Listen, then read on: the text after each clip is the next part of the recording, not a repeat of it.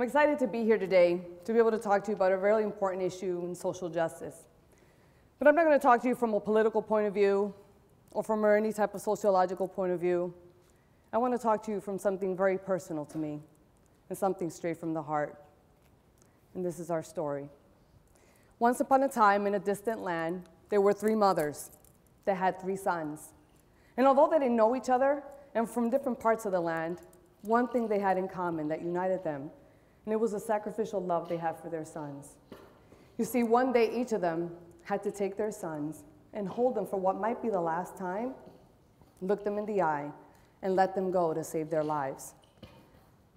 And in turn, they gave me one of the greatest gifts I could have ever asked for, my sons. You see, my sons are refugees from Burma, also known as Myanmar, and this is our story. To understand this, it's good to know what is a refugee.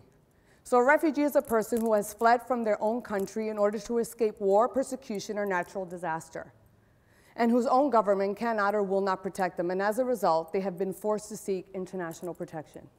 Another thing to understand is what's a URM.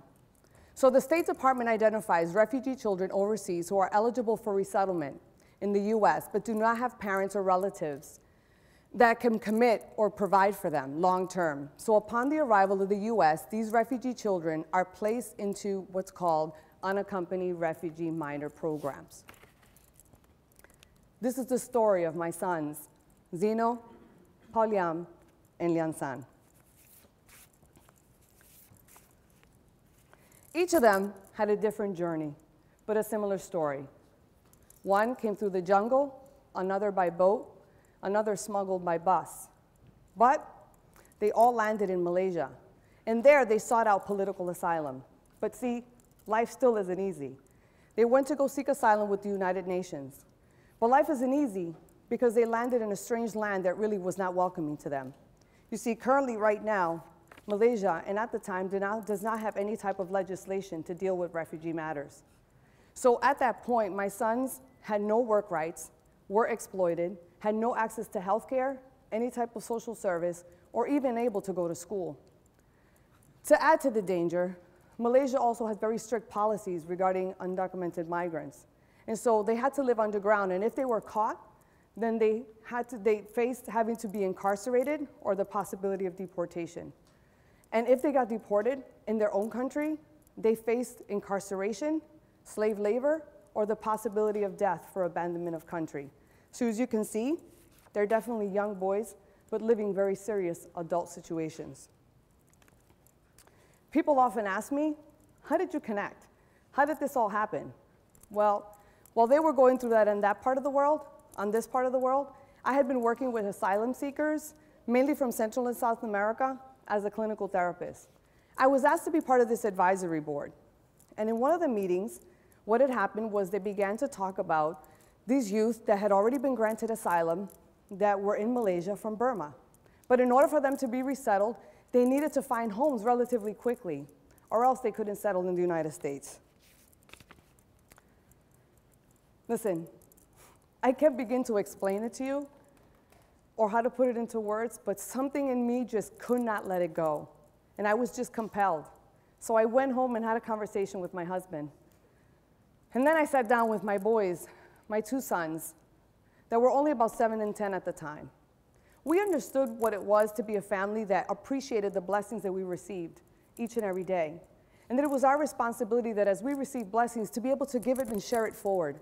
But this was really about sharing all that we were. And so my son Caleb, at the time he was about 10 years old, he was the oldest. And for him, he was like, well, if it gets me an older brother, I'm in, because I'm tired of being the oldest, so just get me an older brother and I'm good. Lucas, well, he felt we had a good home and that we can actually open it for someone else and be a family. Lucas is only 7, but he's always been my sensitive soul. So the process began.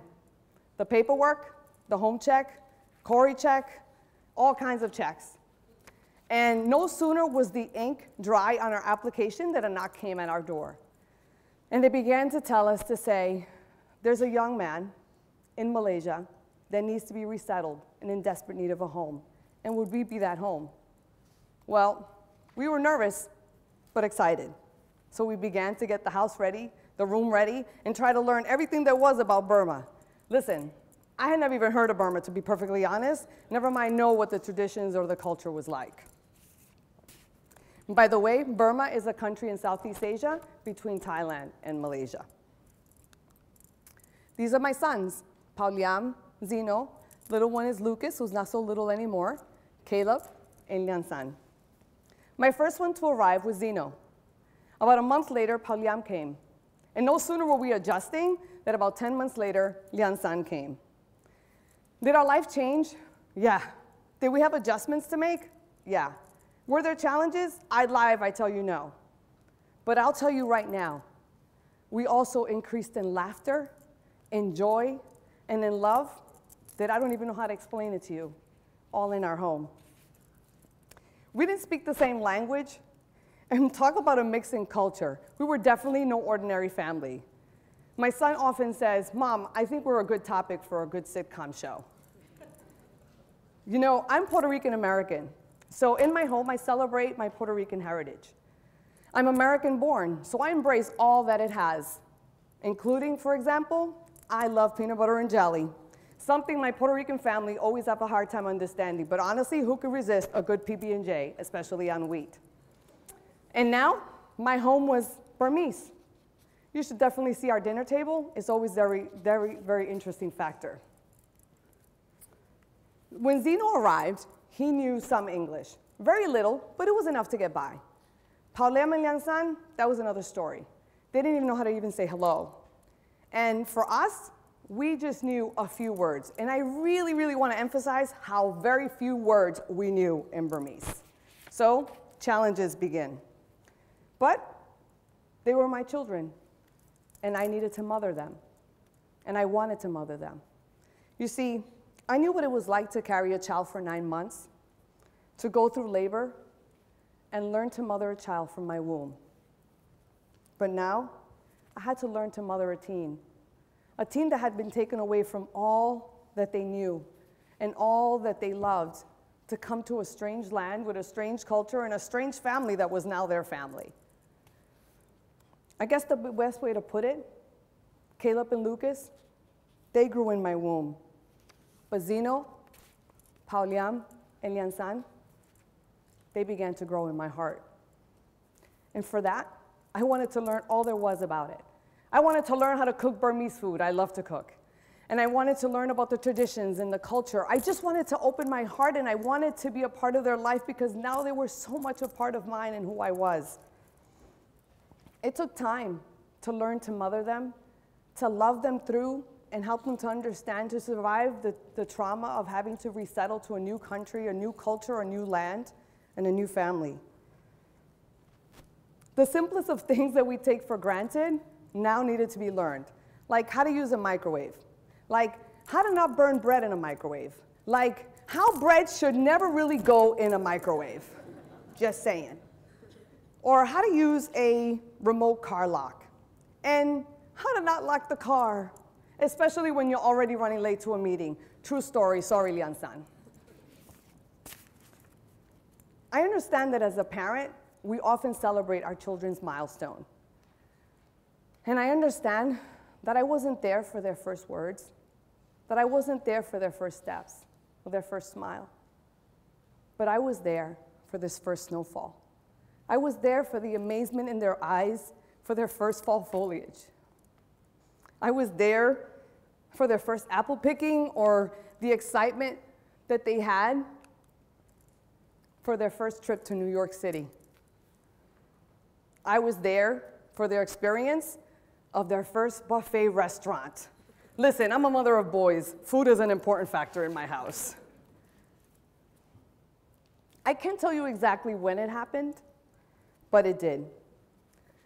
We became a family. It wasn't overnight and it wasn't instantaneously. It didn't just happen.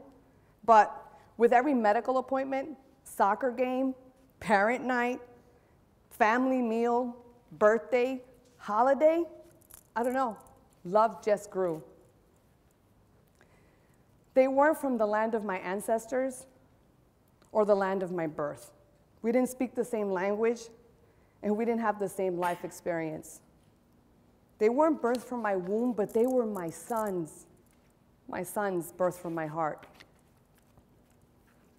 I've been really blessed throughout my life, but one of the greatest gifts I ever received was through a phone call. And so one day, we were able to speak to one of the moms, and finally, we were able to talk to her, and it was Liansan's mom.